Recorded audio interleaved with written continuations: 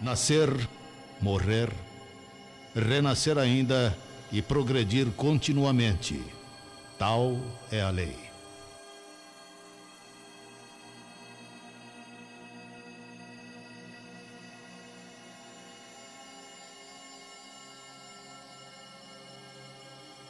Boa noite a todos. É muito bom voltar a essa casa. É com muita alegria que tanto eu quanto meu marido fazemos isso. Que nós possamos, ajudados, amparados pela espiritualidade aqui presente, refletirmos um pouquinho sobre as verdades, sobre as lições do Evangelho. Eu penso que todos nós sentimos, no fundo, que a humanidade passa por um momento crítico. Diante de tudo aquilo que nós temos visto, adentrar os nossos lares pelos jornais, pelas revistas, pela TV, pelo rádio, diante de todos os momentos de dores, de violência, de corrupção, de vícios, de tudo aquilo que a gente tem presenciado e que tem nos chocado cada dia mais, eu penso que todos nós experimentamos essa sensação de que estamos passando por um momento de transição. E eu penso também que todos nós, no fundo, compartilhamos do desejo de vivermos num mundo melhor. Num mundo que tenha mais valores como bondade, fraternidade, afeto, gentileza. Um mundo onde nós pudéssemos dizer que o bem prevalece, para que nós pudéssemos viver como aquilo que realmente somos: irmãos, filhos de um mesmo Pai. Eu penso que esse é um desejo que todos nós compartilhamos. E se todos nós compartilhamos, fica a pergunta: por que que o mundo não é assim? Por que que nós não conseguimos fazer desse mundo um lugar assim? Vamos pensar um pouco nisso nessa noite. Conta-se que numa cidadezinha do interior, todos os anos era promovida uma feira de produtos agropecuários. E eles premiavam os melhores produtores da região. E por vários anos seguidos, o mesmo fazendeiro ganhou o prêmio do melhor milho da região. Um repórter, então, decidiu entrevistar esse fazendeiro para saber dele qual era o seu segredo, que o fazia um campeão repetidas vezes. E ele foi, então, e perguntou a esse fazendeiro: como que o senhor faz para ganhar todos os anos esse prêmio? O fazendeiro então disse uma coisa que deixou esse repórter muito surpreso. Ele disse o seguinte: bom, eu compartilho, eu dou as melhores sementes do meu milho a todos os meus vizinhos. O repórter falou: mas como assim? Seus vizinhos são seus concorrentes. Se o senhor der a melhor semente para eles, o senhor vai ser desbancado. O senhor não tem medo disso? Ele então respondeu a esse repórter: não. Porque tem uma coisa que você talvez não saiba e talvez não entenda. O vento leva o pólen do milho maduro para muito longe, através dos campos. E se eu quero um milho de boa qualidade, eu preciso estar rodeado de milho bom.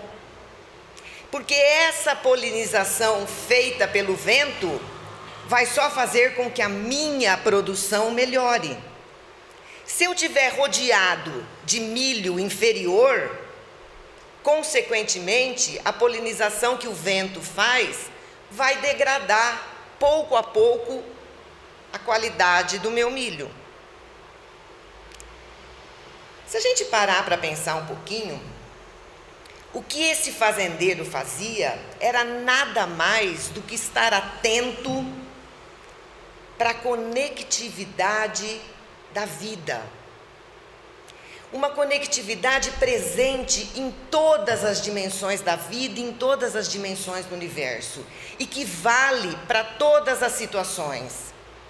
Se nós queremos viver bem, precisamos estar rodeados por pessoas que também vivam bem. Se queremos viver em paz, não podemos conseguir isso num mundo em guerra. Precisamos fazer com que o mundo à nossa volta também viva em paz. Para sermos felizes, as pessoas ao nosso redor também precisam estar. Vocês já pararam para pensar se alguém conseguiria se sentir bem, feliz, vivendo na Síria, no meio daquela guerra, daquela violência? Se alguém consegue ser feliz e tranquilo naqueles países da África onde a fome impera, ninguém consegue ser feliz aí. Então nós temos que entender que o bem de cada um de nós depende do bem de todos ao nosso redor. A percepção que esse fazendeiro tinha, na verdade, é de que tudo no universo está emaranhado. Tudo, tanto bom quanto ruim. Tudo gera uma repercussão capaz de influenciar a tudo e a todos ao redor. Era isso que o fazendeiro já tinha sacado.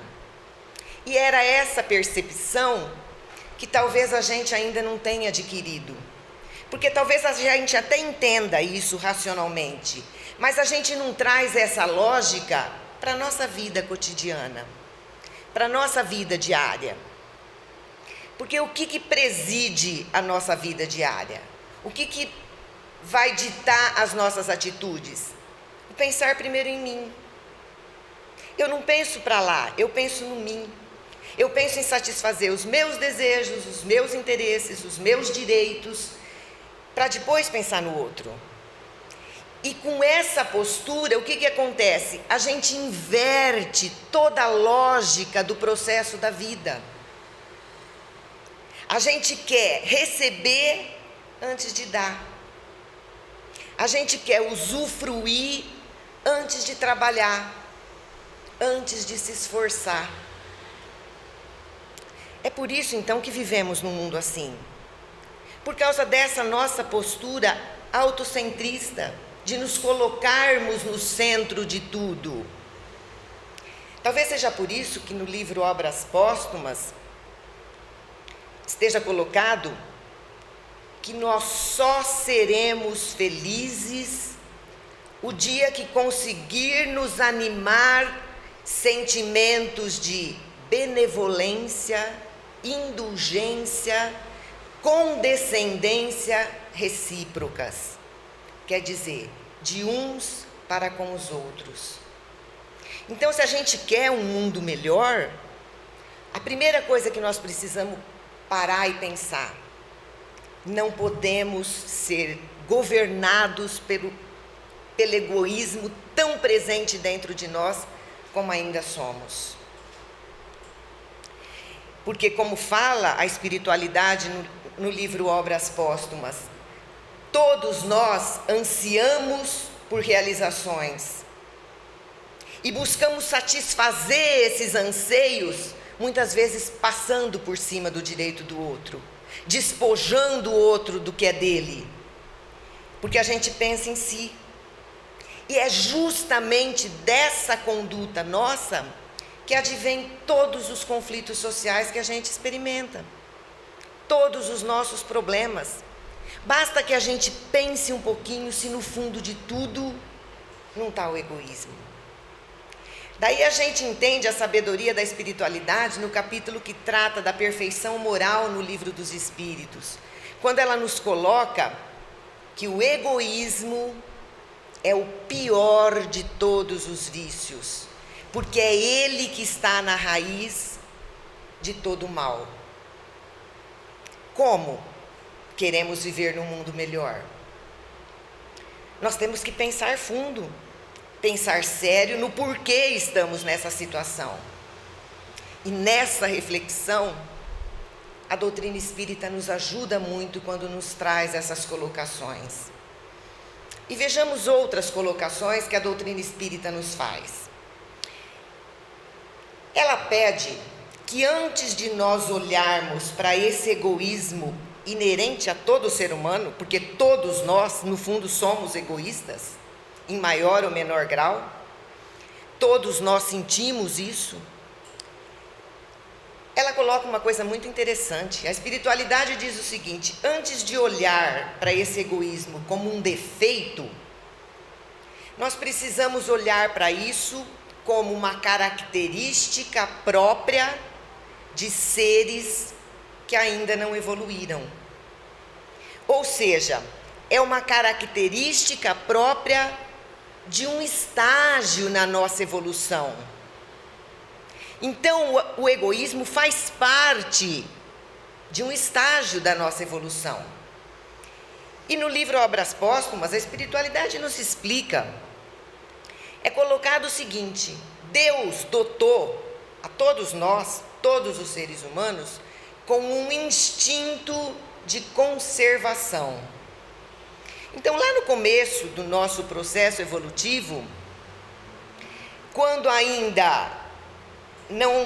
começamos a entrar na posse da nossa consciência, nos primórdios da nossa consciência, fomos dotados com esse instinto de conservação, que nessa época, nessa fase da nossa evolução, era disso que provinha o estímulo que precisávamos para nos alimentar, para nos defender, para buscar segurança.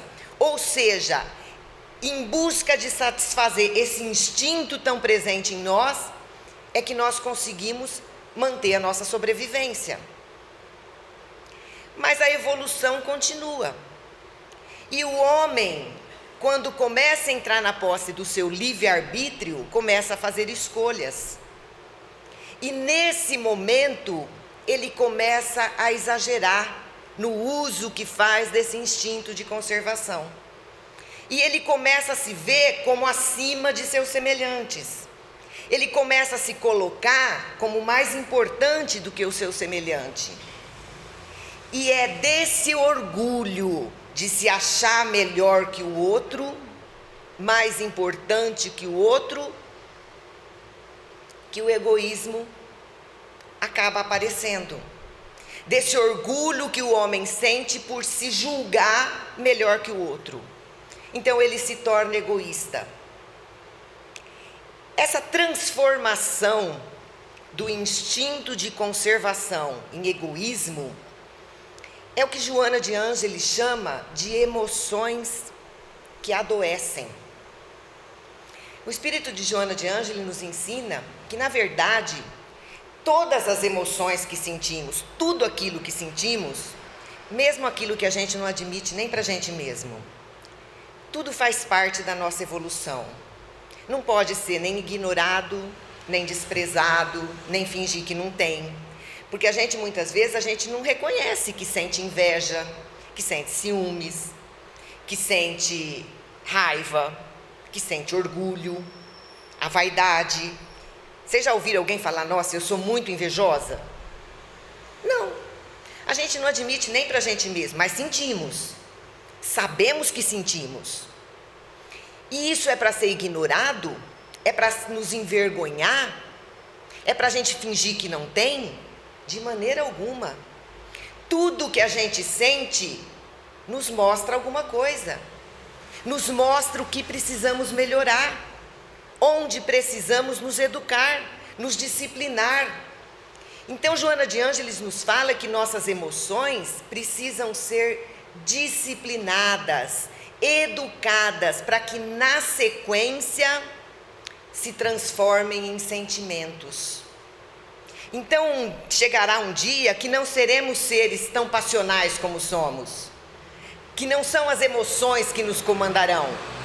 Teremos sentimentos, emoções que, se forem bem trabalhadas, porque se não forem, elas vão adoecer e acabam se transformando em paixões perniciosas. É essa transformação do instinto de conservação no egoísmo puro e simples. Mas a gente pode pensar em outros exemplos. Por exemplo, um afeto verdadeiro, grande, que a gente sinta por algo ou por alguém. Se isso for bem trabalhado, com respeito, na sequência se transformará em amor. Mas se a gente não souber trabalhar bem esse afeto, ele pode se transformar numa paixão que desequilibra, num apego excessivo. Adoeceu. A ambição é uma coisa boa? Lógico que é. Se não fosse a ambição de aprender algo, de me tornar melhor, como que o progresso aconteceria? Então a ambição é bom que tenhamos, desde que não se transforme em ganância, em inveja, em cobiça. Uma religião é bom? Fundamental. É a nossa busca da nossa religação com o Pai. Fundamental para a nossa vida, desde que não nos transforme em criaturas fanáticas. Quantas guerras a humanidade viu por conta do nome de Deus? O que nós estamos vendo hoje? Terroristas fazendo absurdos em nome de Alá. Se não é uma religião, um princípio religioso que se descambou para um fanatismo. Ter um ideal na vida é bom? Muito.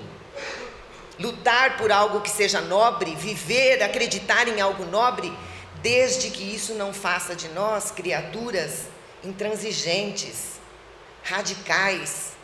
O que nós estamos vivenciando hoje em termos de política no nosso país? As pessoas estão se transformando em inimigos por conta de acreditarem em valores diferentes. Nós não estamos sabendo conviver com a diversidade de opiniões. Então, tá ou não está descambando para um radicalismo, para uma intransigência? Cuidados com o corpo, com a nossa casa, é bom? Lógico. Mostra capricho, zelo, desde que isso não se transforme em futilidade. Apreciar o lazer é bom? Necessário, não só bom. Precisamos refazer as nossas energias, desde que isso não vire preguiça, ociosidade. Então nós vamos ver, apreciar uma boa mesa, a comida é bom? Lógico, precisamos dela para o nosso corpo se manter, desde que não vire gula. Então o que nós vemos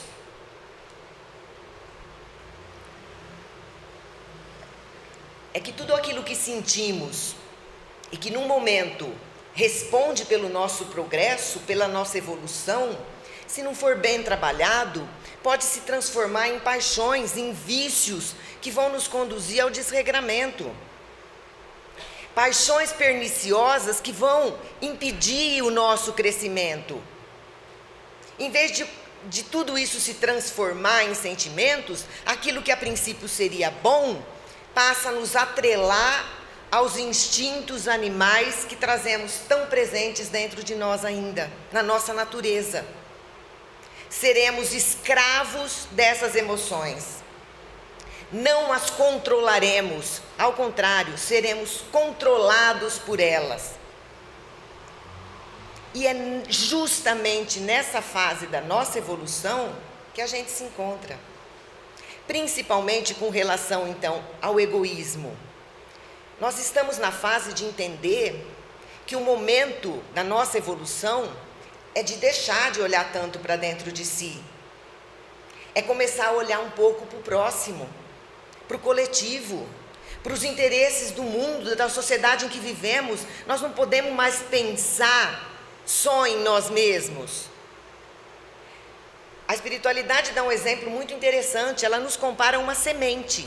A semente, numa fase da evolução dela, do germinar dela, ela arranca do solo, arranca tudo que ela precisa, todos os nutrientes que ela necessita para se transformar em árvore. Ela suga tudo aquilo do solo. Mas num segundo momento, já transformada em árvore, ela começa a dar frutos. Então é nesse ponto que nós estamos na nossa fase evolutiva, no ponto de nos tornarmos menos egoístas, mais altruístas. Mas isso é fácil? É claro que não. Porque tudo no nosso mundo nos leva aos valores materiais. É a lógica que prevalece nessa nossa vida aqui na Terra. Nós somos direcionados por padrões desse mundo material. É a lógica, os valores desse mundo que presidem as nossas atitudes, as nossas escolhas, mesmo que inconscientemente. Às vezes a gente nem se dá conta disso. A gente nem para pensar nisso, mas a gente está sendo regido por padrões exclusivamente materiais. Pensemos uma coisa só para nós mesmos, não precisa ninguém falar. Pensa, quais são os nossos referenciais de sucesso? Quando a gente pensa numa pessoa que teve sucesso na vida. Rica, poderosa, bonita, famosa, são esses nossos referenciais. Quando a gente quer que o nosso filho se dê bem na vida, a gente pensa no quê? Numa profissão, na inteligência, no poder, em ganhar bem, em ter segurança. A gente atrela a segurança nessa vida, o nosso bem-estar, a valores materiais, até de forma inconsciente. Nós somos regidos por padrões de estética, de beleza, de comportamento, de costumes sociais, de sucesso, por padrões puramente materiais. E se a gente acha que para ser feliz, no fundo, às vezes nem pensamos nisso, isso é totalmente inconsciente.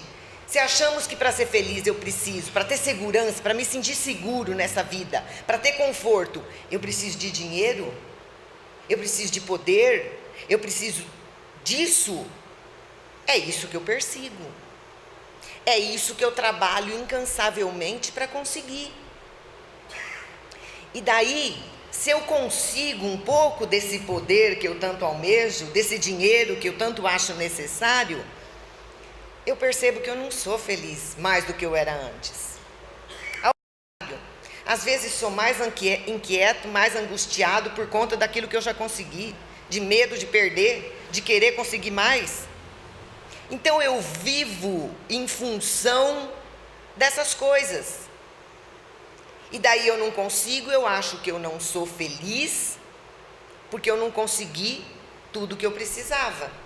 Preciso conseguir mais. E é nessa lógica que a gente acaba atropelando e passando por cima dos direitos do outro. Passando por cima do nosso próximo. Porque afinal de contas a gente pensa assim, mas se eu não pensar em mim, quem vai pensar? Eu tenho que pensar. E temos realmente que pensar em nós. Como eu disse, não é algo a ser desprezado. Os valores desse mundo não são para serem desprezados, porque afinal estamos vivendo aqui. Mas quando isso é colocado como a única finalidade da nossa vida, quando a nossa busca passa a ser só essa, então alguma coisa está errada. Então é hora da gente parar e pensar quando a gente começa a passar por cima do outro. Porque isso num país subdesenvolvido como o nosso, se torna ainda mais grave. Por quê? Porque em países desenvolvidos existe uma legislação que se cumpre quando algum direito é desrespeitado, quando algum excesso é cometido. A lei vai lá e pune esses abusos. Então, as diferenças não se aprofundam tanto, as desigualdades não se tornam tão gritantes. Mas num país como o nosso, onde a lei não se cumpre, onde a impunidade campeia, esse nosso comportamento aprofunda cada vez mais as injustiças, as desigualdades. Porque, infelizmente, é isso que nós estamos assistindo. Não é isso que está acontecendo, que nós estamos vendo na televisão a todo instante? Episódios de corrupção, de violência, de crime, de impunidade, que acontecem em tal monta que a gente está ficando até indiferente a eles. Parece que aquilo nem nos diz mais respeito. Da onde provém tudo isso, se não é do egoísmo? Então a gente vê a sabedoria da espiritualidade quando nos coloca na resposta da questão 913 do Livro dos Espíritos, que é o egoísmo o pior de todos os vícios. É ele que está na raiz de todo o mal. É o egoísmo que está por trás dessa sede de poder que acaba ocasionando as guerras. É o egoísmo que está por trás dessa ambição desmedida que acaba nos conduzindo à corrupção, à exploração dos mais fracos. É o egoísmo que está por trás desse consumismo, desse materialismo desenfreado que está nos governando e que está fazendo de nós criaturas cada vez mais insatisfeitas, que estão descambando para o desregramento, para os vícios. É o egoísmo que está por trás dessa sede de ter cada vez mais, que acaba ocasionando o crime, a violência, o tráfico. É ou não é o egoísmo que está por trás de tudo? E isso acaba gerando ao nosso redor um círculo vicioso, porque é cada um pensando em si, com comportamento autocentrado, esquecendo do próximo. Imagine isso numa escala nacional. Deus não fez essas misérias que a gente enfrenta todo dia. Deus não é o responsável por tudo aquilo que a gente tem visto em termos de sofrimento e de dor ao nosso redor. Tudo isso é fruto, na verdade, de uma sociedade que se deixa guiar pelo egoísmo. Numa sociedade regida por valores egoístas. É por isso que tudo isso se estabelece.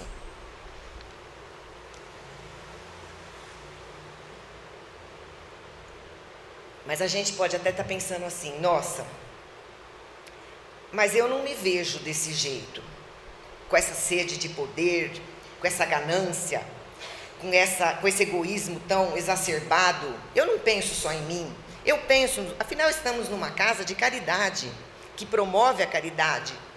Então a gente talvez pense até que isso não nos diz respeito, que isso fala assim, ah não, eu acho que eu não cheguei nesse ponto. Mas uma coisa é certa, as consequências desse comportamento, as consequências disso são sentidas por todos nós, de uma forma indireta ou direta. Um exemplo disso é a violência. Quem de nós se sente plenamente seguro dentro da própria casa? Nenhum. Quem de nós não sente o peito oprimido quando um filho sai à noite, sem saber se ele volta? E de que forma volta? Isso alcança todos nós. Mas não só tudo isso chega até nós através da violência. Basta que nós observemos ao nosso redor. Cada vez mais somos uma sociedade doente. Quem de nós não se sente ou não conhece de muito perto alguém que se sinta extremamente angustiada, insatisfeita? Quais são as doenças mais comuns do nosso dia? Ansiedade, depressão, transtorno obsessivo-compulsivo, síndrome do pânico, fibromialgia. É ou não é? Tem alguém aqui que não conhece pelo menos uma pessoa que seja cometido por esses males? Quem de nós não sente o peito angustiado e apertado? Quem de nós muitas vezes não se sente insatisfeito? O que é tudo isso, na verdade? Porque doença do corpo não é. São doenças que não são detectadas em exames laboratoriais. Alguém faz exame de sangue para ver se está com depressão? Não? O que isso mostra? Que são doenças da alma. Nós estamos vivendo como um corpo e nos esquecendo que somos espíritos. Alimentamos esse corpo com todos os valores desse mundo e nos esquecemos que precisamos alimentar o nosso espírito. E é por conta disso, de vivermos só uma realidade material, é que as consequências têm sido materiais. Não estamos colhendo frutos espirituais. As consequências que nós estamos vendo são esses males todos que a gente vê na sociedade que eu citei. E daí o que a gente faz? A gente corre atrás de cuidar das consequências. A gente quer ver todo mundo que erra, todo bandido, que rouba, que mata, que se droga, que faz o tráfico, tudo isso na cadeia. A gente quer remédios milagrosos para todos os males, inclusive os da alma. Mas a gente se esquece que, de acordo com a nossa atitude, nós estamos cuidando das consequências e fabricando problemas para o futuro. Porque foi esse comportamento nosso que nos trouxe até aqui. Talvez estejamos fabricando problemas muito maiores para o nosso futuro. Porque a gente não se dá conta disso. Eu quero pôr na cadeia todo mundo. Tá, vamos supor que exista cadeia para todo mundo. Eu estou desconfiada que não vai ter. Vamos supor que a gente consiga. E com o nosso comportamento diário, cotidiano, a gente fomenta esse modo de vida. A nossa sede de ter cada vez mais, o nosso consumismo, o nosso materialismo, o nosso desregramento, os nossos vícios, a nossa esperteza, o nosso jeitinho, que a gente adora falar, é o jeitinho, que no fundo nada mais é do que querer se dar bem em cima do outro, é o querer levar vantagem em tudo. Então nós não entendemos que nós chegamos nesse ponto por conta do nosso comportamento. A gente quer remédios milagrosos, remédio para ficar mais jovem, remédio para ficar mais magra, remédio para produzir cada vez mais, para me manter ativa, e depois remédio para dormir, porque a gente não consegue mais relaxar. A gente vive à custa disso,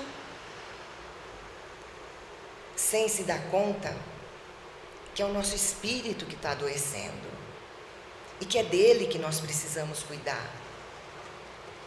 Precisamos olhar para nós mais com essa ótica que a doutrina espírita nos possibilita.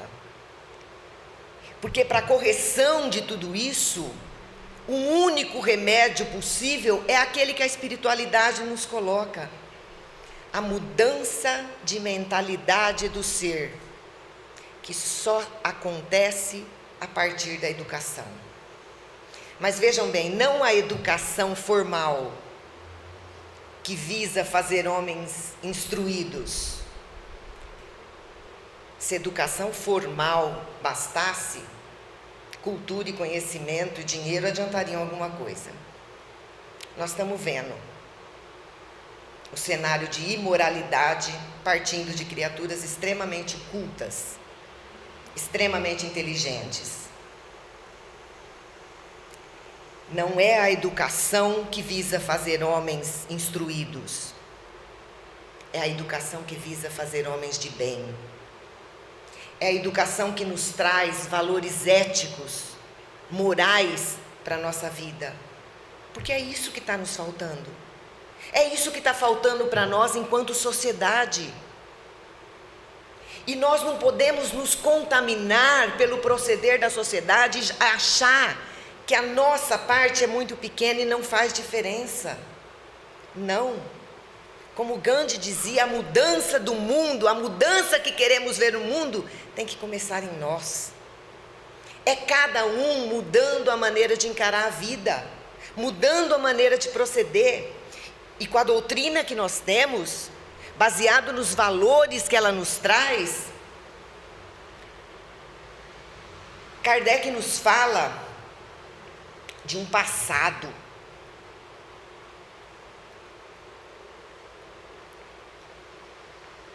Nos fala da pré-existência da alma. Pois bem, não nascemos aqui no dia do nosso nascimento nessa vida. Fomos criados muito antes. E fomos criados todos iguais, simples e ignorantes.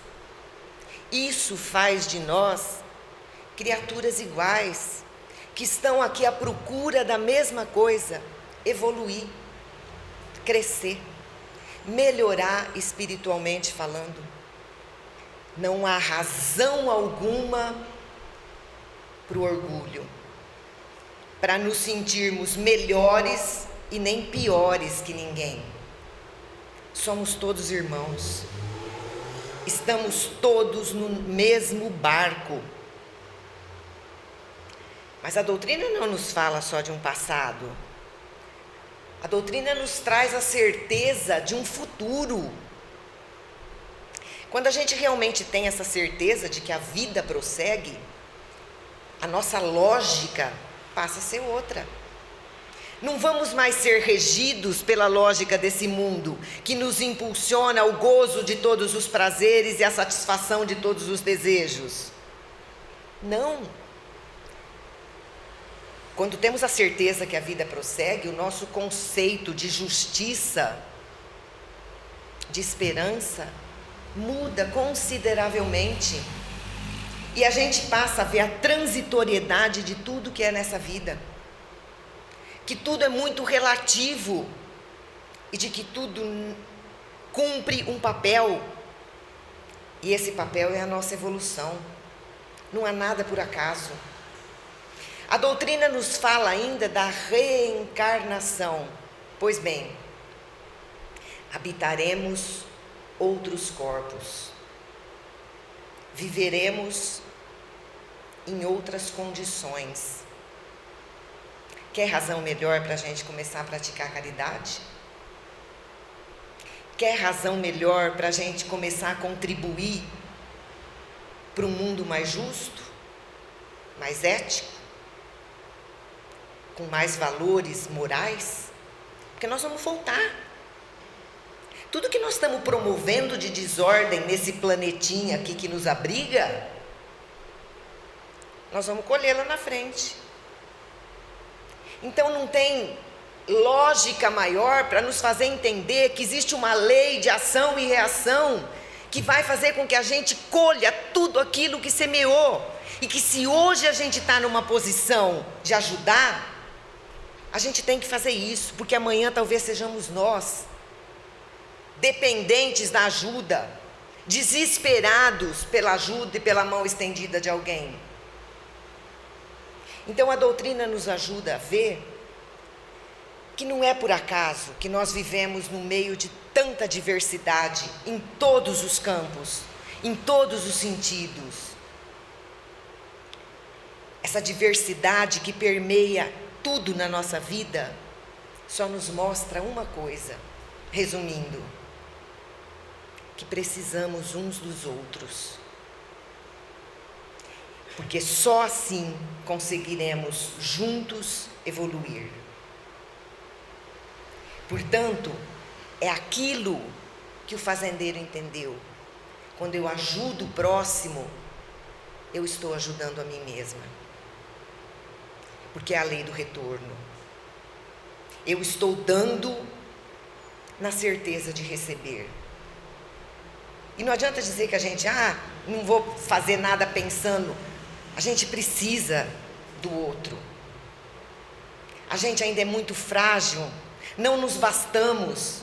Precisamos do outro. E a gente tem que entender que nós estamos aqui no mesmo barco. Então, deixar de lado um pouco essa lógica do egoísmo que nos comanda faz todo sentido. Inclusive para curar talvez processos obsessivos que já estejamos arrastando por várias reencarnações. Será que nós já paramos para pensar que é só o bem que é capaz de advogar a nosso favor diante dos nossos inimigos? Diante dos nossos desafetos angariados em outras vidas? É só quando eles verem a nossa postura mudando que eles conseguirão mudar também.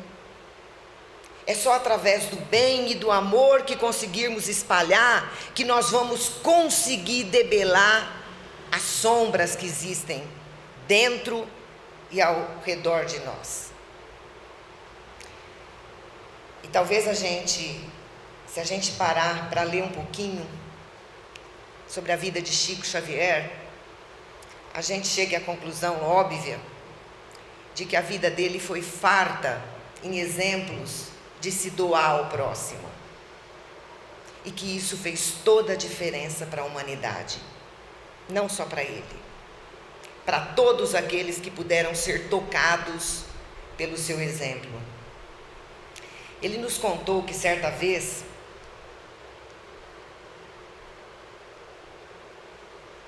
ele começou a ser assediado por um espírito que o esperava todos os dias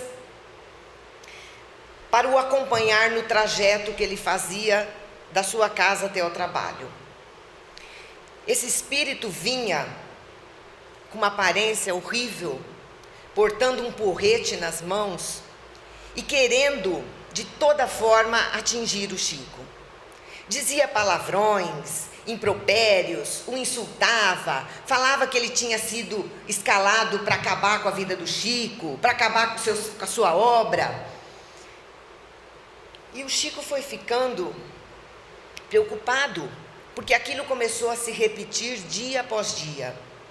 A princípio ele começou a travar com esse espírito um diálogo mental, rezava, orava, pedia pelo espírito, e dispendia uma quantidade de energia imensa, tentando estabelecer esse diálogo de bondade, mas parecia nada alcançar aquele espírito. Ele chegava no trabalho totalmente acabado, com as suas energias lá embaixo. E Emmanuel começou então a aparecer para ele e dizer: Chico, tenha paciência, não revide, procure entender, você tem que aguentar.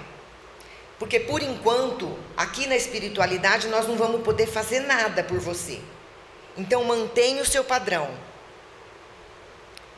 E o Chico continuou. Dias após dias, semanas após semanas, meses, e todos os dias era aquilo. O espírito ameaçava escarrar na sua cara, atingi-lo com aquele porrete. E o Chico pensava fortemente que ele não podia de maneira alguma pensar em revidar. Porque se ele baixasse o padrão vibratório, era a ponte que o espírito precisava para, através dos seus próprios fluidos ectoplasmáticos, atingi-lo fisicamente. Então ele fazia de tudo para manter aquele padrão. Ele chegava às vezes até quase a ajoelhar no caminho, querendo rezar por aquele espírito. Mas nada demovia aquele espírito. Ele foi entrando até num processo depressivo. Tal era o consumo de energia que isso demandava. Até que, passado quase 6 meses desse assédio cruel, Emmanuel se fez visível a ele com o espírito de Dr. Bezerra de Menezes. Falaram: Chico, agora nós conseguimos encaminhar algumas providências na espiritualidade. Tenha só mais um pouquinho de paciência, porque em poucos dias isso poderá ser resolvido. Chico esperou. Passado alguns dias, na saída do seu serviço, ele foi abordado por uma senhora bastante sofrida, pobre no seu trajar. E essa mulher disse ao Chico: Chico, pelo amor de Deus, é só o senhor que me resta. Me falaram que o senhor é uma pessoa muito caridosa, só me resta o senhor. O Chico ouviu a mulher, mas ele estava nervoso, porque aquele era um dia de desobsessão no centro espírita, e ele já estava um pouco atrasado para ir embora. Mas ele, mesmo assim, ouviu o que a mulher dizia. Ela falou assim: pelo amor de Deus, eu já não tenho mais dinheiro para remédio, para médico, para nada. Já vendi tudo, os porcos, as galinhas que eu criava, e eu estou com uma netinha com a perna cheia de ferida. O senhor precisa me ajudar. O Chico falou assim: mas eu ajudo, só que eu não vou poder acompanhar a senhora hoje. Amanhã eu vou pegar o endereço da senhora. Nesse momento, Emmanuel apareceu. Chico, é agora. Ele mudou de opinião na hora. Falou para a mulher: vamos, eu vou com a senhora até a sua casa. Caminharam mais de 1 hora. Chegaram numa taperinha miserável, na beira de um brejo. Chico entrou, chegou ali. A mulher falou para ele: olha, seu Chico, o senhor não repara, mas é que meu marido morreu e só tem eu e minha netinha, e eu já não tenho mais força quase para trabalhar, e já gastei tudo que eu tinha para tentar curar minha neta. Pelo amor de Deus, me ajuda. A hora que o Chico adentrou aquela tapera, ele disse que nunca viu tanta miséria. Uma criança deitada num cantinho, com a perna envolvida em trapos, sujeira.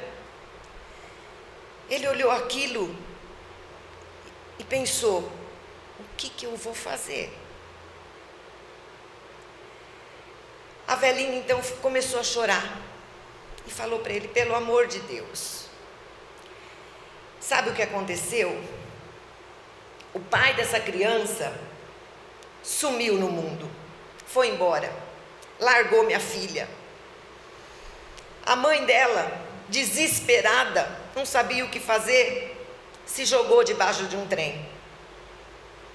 Meu marido, o avô dessa criança, foi tomado de uma revolta tão grande contra Deus, que acabou tendo um infarto fulminante.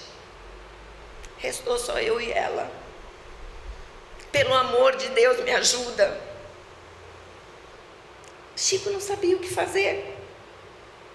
Sentou-se aqui ao lado daquela criança que ardia de febre e começou a tirar os trapos que envolviam sua perna, se segurando por causa do cheiro de carne apodrecida que vinha daquela criança. Conforme ele tirava aqueles trapos, ele foi vendo que ela tinha uma ferida que ia do calcanhar até quase o joelho, cheia de larvas. O Chico olhou aquilo e falou: mas provavelmente, pensou, não vai ter jeito, essa perna vai ter que ser amputada, não tem o que fazer. Mas vendo o desespero daquela avó, Chico começou com a sua própria mão a tirar aqueles bichos. Mas parecia que quanto mais ele tirava, mais bicho aparecia. Ele começou a chorar. Nesse momento, o espírito do Dr. Bezerra de Menezes se fez visível a ele e disse a ele: Chico, lava essa perna com as tuas lágrimas. Faça das tuas lágrimas o soro e o antibiótico que essa ferida precisa. Chico pensou, falou, mas isso não vai ser nem difícil. Ele já estava chorando sem parar. E ali ficou, até quase meia-noite. Quando acabou aquilo, ele foi para sua casa, dizendo que no dia seguinte voltaria. No dia seguinte, levantou bem cedo, para tentar chegar no serviço antes de todo mundo, para que as pessoas não ficassem perguntando por que ele tinha os olhos tão inchados, e ele não tivesse que ficar explicando aquilo. Quando saiu na rua para ir para o trabalho, a primeira coisa que ele vê, o espírito com o porrete na mão. Ele falou, e hoje ele me pega, porque hoje eu não tenho nem força para suportar. Começou a andar, mas ele ficou surpreso de perceber que o espírito começou a andar a seu lado, quieto, sem dizer uma só palavra. Ele não entendeu, mas também não quis entender, melhor assim. Chegou no trabalho. Seu patrão quis saber por que ele estava tão acabrunhado aquele dia. E Chico então contou. O patrão então falou, eu quero ajudar também. Compraram uma cesta de alimentos, recolheram algumas coisas e na hora do almoço foram até aquela casa para levar os mantimentos. E quando estavam quase chegando, a avó veio correndo ao encontro deles, se colocou de joelhos diante do Chico e começou a chamá-lo de santo, dizendo que a ferida daquela netinha estava quase cicatrizada. Chico então apoiou aquela mulher e foram ver, e era isso que tinha acontecido.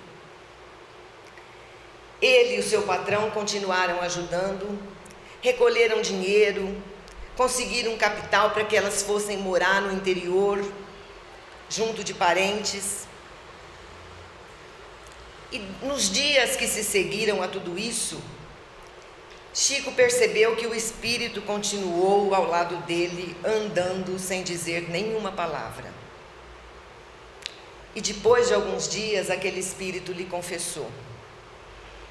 Ele era o avô daquela criança. Ele havia desencarnado tão revoltado que ele havia sido recolhido por espíritos inferiores e havia sido escravizado por eles. Espíritos que o colocaram a serviço do mal para destruir a obra do Chico.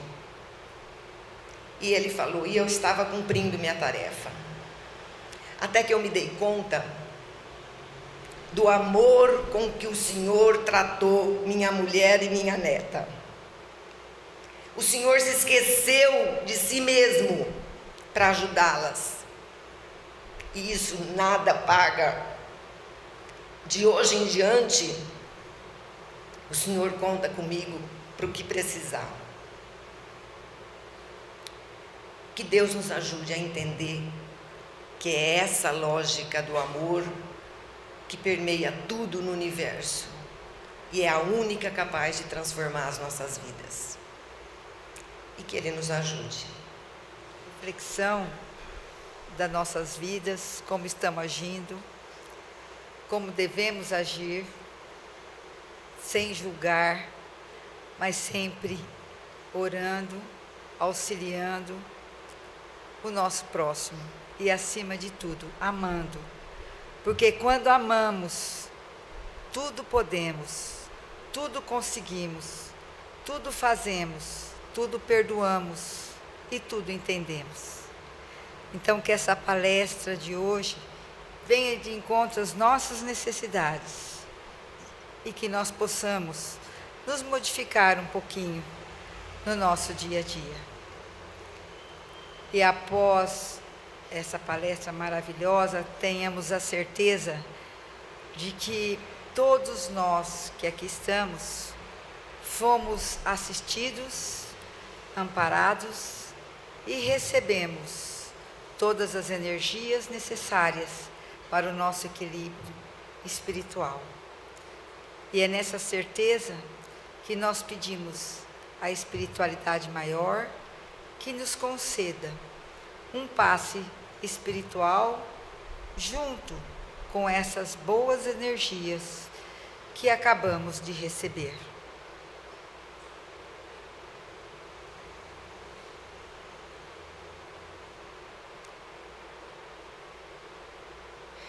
E após tantas bênçãos, tantas graças recebidas, nós vamos agradecer a Deus e encerrar a nossa reunião, pedindo ao nosso irmão João Elias que faça a prece de agradecimento e encerramento.